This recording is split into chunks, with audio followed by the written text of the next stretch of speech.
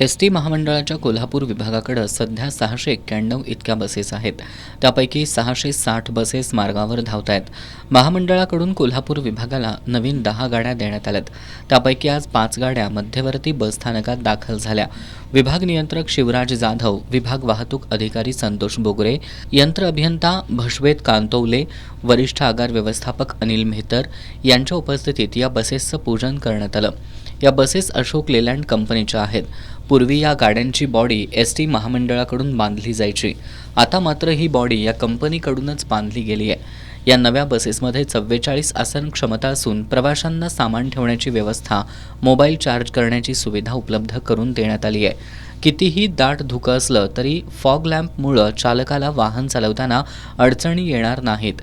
गाडी मागे घेताना अडथळा येऊ नये यासाठी कॅमेरे बसवण्यात आलेत. या नव्या बसेस डिझेलवर धावणाऱ्या असून आज त्या सोलापूर मार्गावर सोडण्यात आल्या. या 5 बसमुळं एस.टी. महामंडळाच्या कोल्हापूर विभागाकडं आता बसची संख्या 696 इतकी झाली आहे. या नव्या बसचं आयुर्मान 15 वर्ष आहे.